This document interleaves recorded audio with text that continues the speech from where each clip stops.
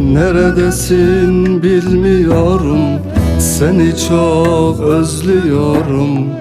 Gözlerim hep kapıdadır yar. Kanayan şu yarama gelip de bir melhem ol. Bitsin bu dargınlık, bitsin ya.